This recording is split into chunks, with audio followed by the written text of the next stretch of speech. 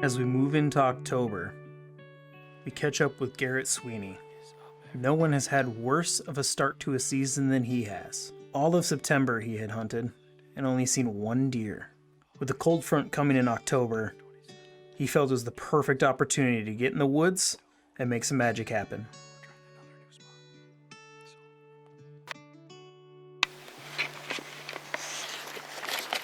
Here we are again, private land.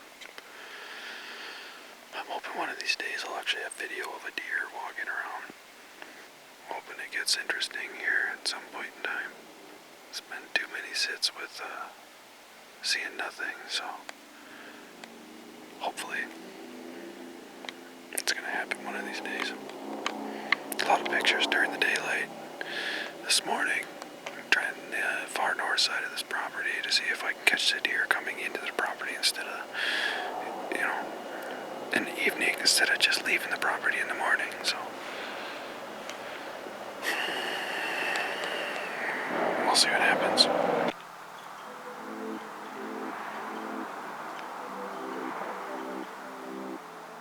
During the course of the evening, Garrett only sees the one little buck moving across a ridge. I've said it many times while filming for Sgt Outdoors.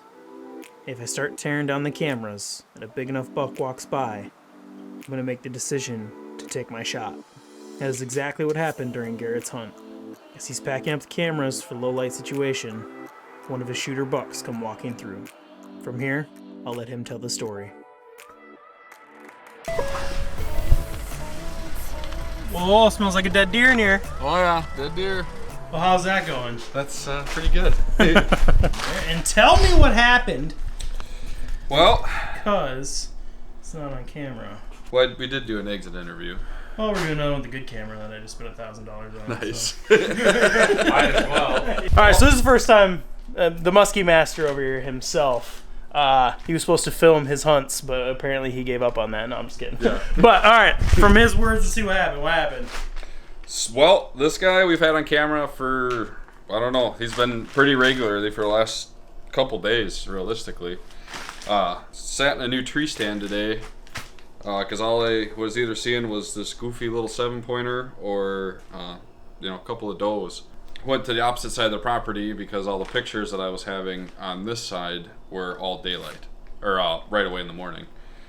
So, and just before first light, and they looked like they were leaving the property. So I figured I'd try to hunt the back side of the property to see if I could get them while they were coming into the property. Boy, did that pay off. I'd been in stand for about an hour tonight, and I had a 6-pointer that was feeding behind me, kind of uphill, and he worked around about 45 minutes. I probably watched him, and he came back around the back side of me and left due east of me, and kind of looked like he was going to walk across this ravine that I was overlooking. But I had lost him, and that was probably about 6 o'clock. Maybe 6:45, 6:40.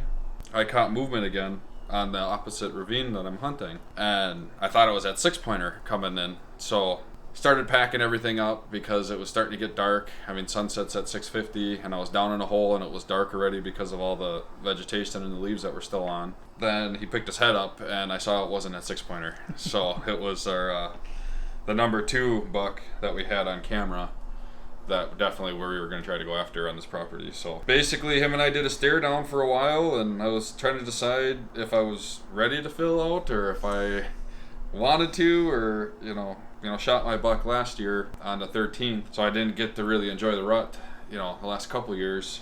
And when he turned and looked at me, I knew exactly what deer he was, and pulled out the rangefinder, ranged him at 30 yards, pulled back, found out that the tree I was in was terrible because it was a birch tree that had all the birch bark peeling off of it. So every time I moved or bumped that tree, it would crinkle and the deer would look at me. So I'm trying to get my bow and everything all set up, and finally relaxed, got on him, let it go, double lunged him. I mean, he went maybe 75 yards.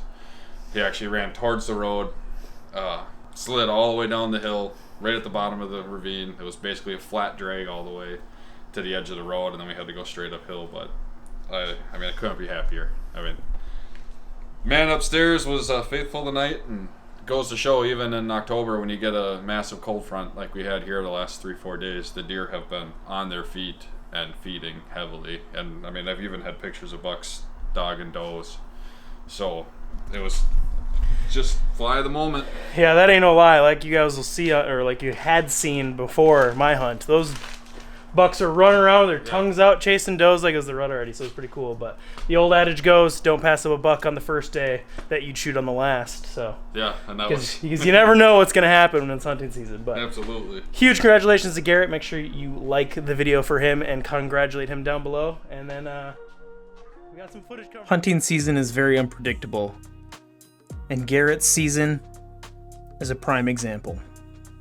He goes from weeks of not seeing deer to having his number 2 hitless buck within 30 yards. This is a perfect example of just making small changes to your strategies can change the entire outcome of your hunt. We're now on cloud 9 at Sgt Outdoors, and the early season has been incredible. Now, on October 10th, it's time for the youth hunters to get in the woods. These next 2 days are very important. These next 2 days help shape the future of our sport. The next generation of hunters are getting in the woods for the first time. It's up to us to teach them the ethics and responsibilities that they must carry with them. No matter how much you teach, show, or practice, life has a way of teaching lessons its own way. This year's youth hunt was no exception. Let's hop into the woods with Walker and his dad, Preston, on the morning of October 10th.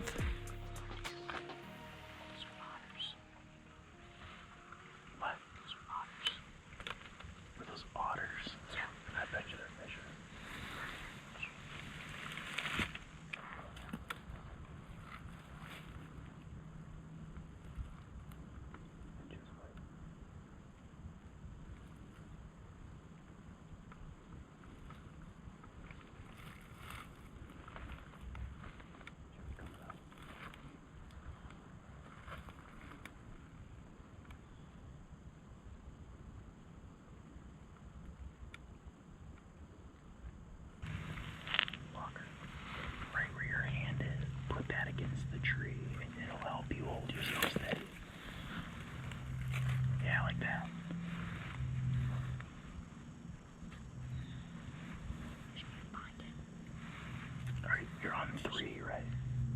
You're on 3, your scope is on turn 5 right now. Oh,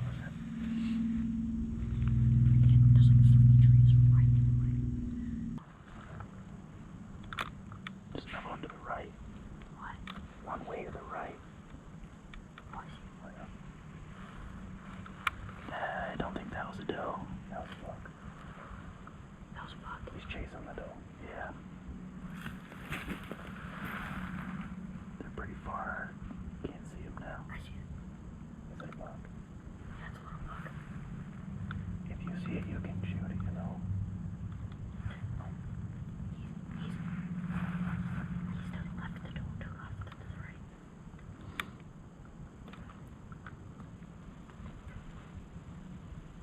There's a deer walking right now. Yep. Right. Straight down the hill.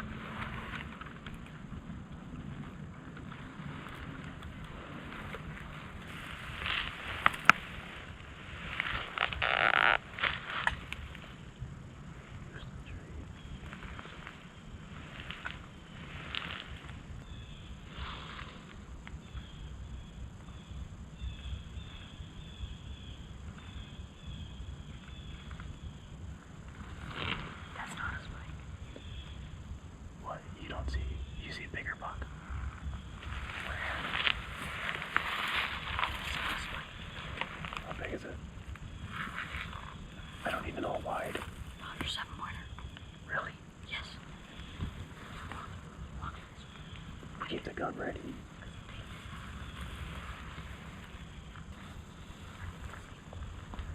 Did he go over the ridge or is he just in the leaves?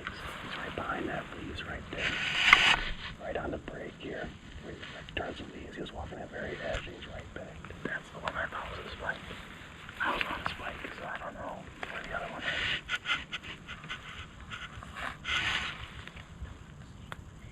Yeah. Oh, okay. Okay.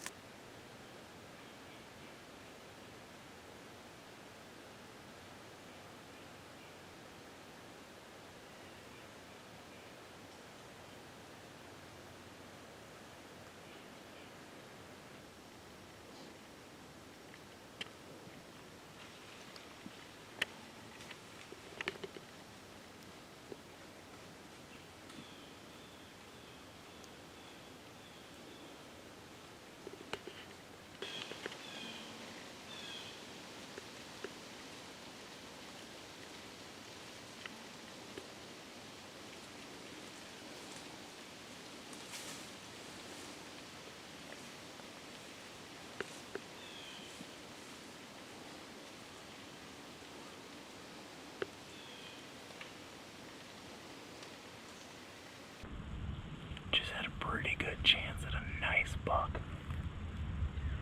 But it's so leafy in here, I don't think they got a shot. I only got him on camera for a second.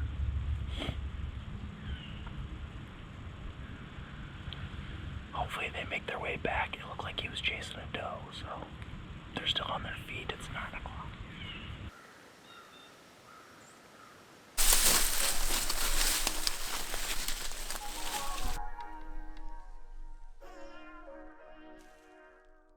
With an incredibly close call on opening morning, we head right back to the same spot on the opposite ravine for the evening.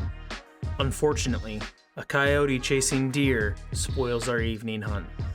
With all the deer movement we had seen that morning on the bottom of the hill, we head right back to the same spot on October 11th, but this time we set up much lower on the hillside.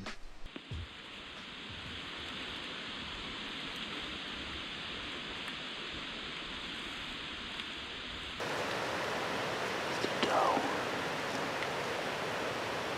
That's what brought him up yesterday. Yeah.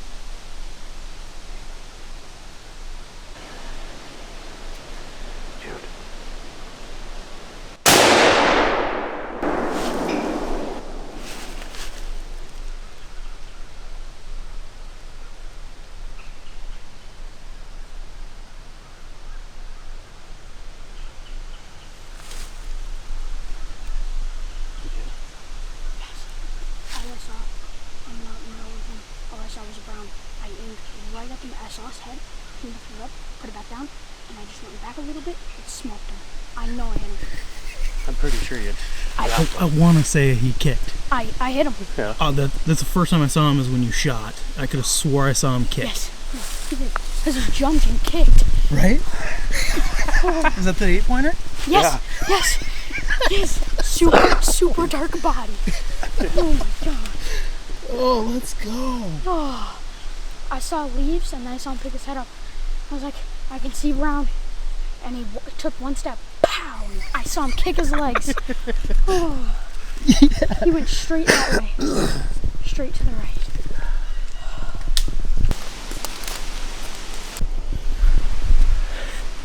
So if you remember the first time I ever filmed him youth hunting, he killed a buck.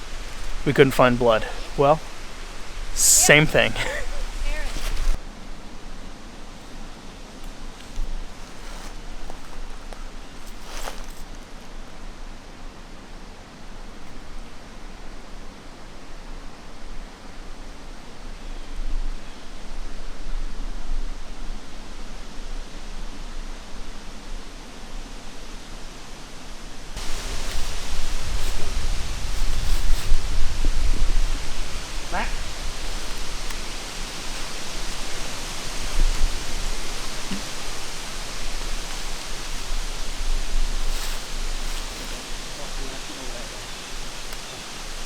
Standing there.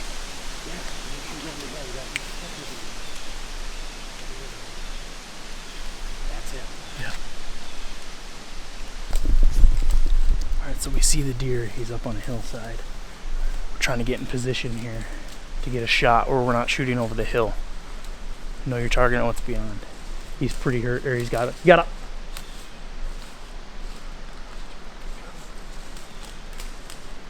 He just got up and ran a little bit, so we'll see. He looks really injured. He was hobbling really bad, so it shouldn't be too long. And we'll have him down on the ground, but let's try to get in position and take an ethical shot. This is a tough one. This is a tough week for SgtOutdoors, and this is a tough one for Walker to swallow. It's a tough one for all of us because it's just like we were on cloud 9 thinking we made a great shot. You know, find no blood. I mean, we gave it a good 20 minutes, 30 minutes thinking we made a good shot, we started moving up on it. He was walking on the hillside, and he was clearly injured, but we couldn't take a shot there because, we didn't want to send a round over the hill. Then we couldn't find blood. Then, we didn't get a lot of this on camera because it just got to be too much, like trying to keep up with everybody. But then 2 deer came off the other hillside. Like, one was going up, one was coming down. We got distracted by those deer, confused, thinking one of them might have been that buck, and they all looked healthy. Spent some time there. And then we circled back, and we finally found the blood, and it was just 2 droplets. Talking droplets of blood. 50 yards, maybe 30 to 50 yards. Droplets of blood, 30, 50 yards. This one is a tough one to swallow. You can do everything seemingly right and still have a negative outcome. There's a small bit of solace in this story. The following week, while Preston is out bow hunting the same piece of property, he hears the coyotes going crazy on a neighboring hillside. When he went to investigate, he found the body of the deer that we had killed that day. We were at least able to salvage the trophy, but unfortunately you can't forget the suffering that went into it. There's nothing worse to a hunter than letting an animal suffer, but sometimes there's just nothing you can do. With his heartbreak 50 miles away, Jason takes his son Jaden to a blind overlooking a food plot. They opt for the traditional bow hunting style, and Jaden's behind the crossbow during this hunt. Today is the day that Jaden's going to get back out here and start chasing. It's been kind of a tough season so far. This will be our 7th sit. He's only had 1 chance to shoot a buck. That came opening weekend. So he's been really selective. We haven't been going after does, bucks only. But now, kind of as the season is progressing, his opportunities are opening up. And so he actually, even though it's youth rifle opener, we're still going after with the crossbow. He is going to be shooting a buck or doe this weekend. This is his chance. It's his time to shine. Mm-hmm. Hoping that his target buck is one that he calls Porky. We're hoping that he maybe will cooperate with us. But otherwise, really, in reality, today is absolutely gorgeous. It's been hot all week, upper 70s, even touched 80 yesterday. So we had a 15-degree temperature drop, 10-mile-an-hour wind change. So it's still 62 right now, but it was a 15-degree drop from yesterday. So that should really get the deer on their feet. But we're going to get out there, hopefully get on something. Sitting on another food plot again today. Foolproof access, in and out, quiet. Shouldn't spook anything, but we're ready to get at them. Yep. And hopefully we got some more action to share with you as this afternoon progresses. Yes. Take care.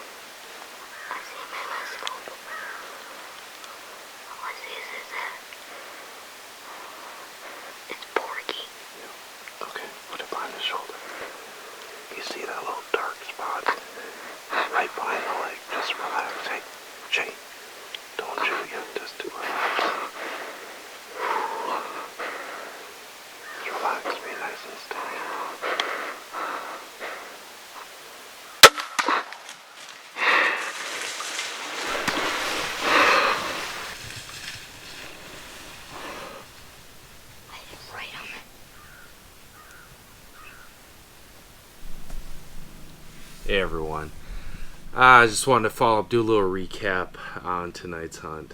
A lot of really good lessons learned tonight. You saw in the footage of the shot that he made on that buck. You hit high above that front shoulder. It really is just, it's no man's land. I know I personally, I've been bow hunting for over 20 years now, 21 years, and I have hit deer there. And unless if you hit the main artery running down the back there, it's not a very good place to hit a deer. Chances of recovering this buck are going to be incredibly low. And With both our youth hunters suffering terrible heartbreak, it's hard to put into words how to feel as an adult. With Walker's buck, it's hard to even put into words how he could have fixed the situation. With Jaden's deer, it's hard to explain why, but with both hunters, the memories are going to last forever. Jaden gets on a good doe a few weeks later, off camera. Porky, as he is known, survived the shot. He was seen later in the season on trail camera multiple times. This episode's a tough one to put together. It's tough to explain what's happening or even put into words some sort of story. But either way, its memories we'll never forget. In the coming weeks, October's weather is about to take major changes. There's going to be a lot of snow on the ground in the coming episodes. But with snow and cold fronts in October comes the deer movement. All of this is to come on the next episode of The Debrief.